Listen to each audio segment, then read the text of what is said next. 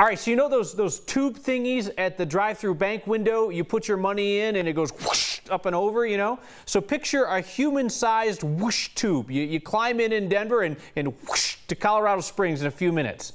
That's the Hyperloop, my scientific explanation.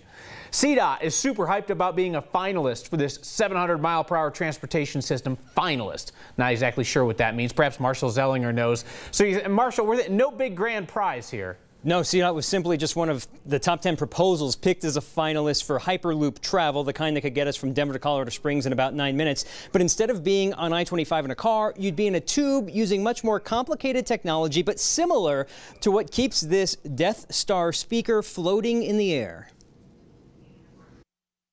On the Death Star, we're looking at just the levitation concept. Brad Swartzwelter is a train conductor who's written a book on the future of travel, a concept like Hyperloop, where passengers ride through a tube at nearly 700 miles an hour. The safety of the idea is that you're away from all of the other modes of transportation.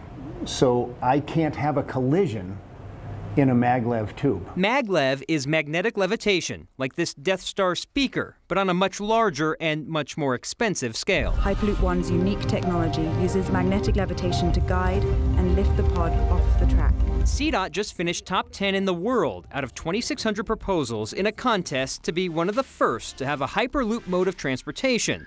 But we didn't win any money or a free Hyperloop installation.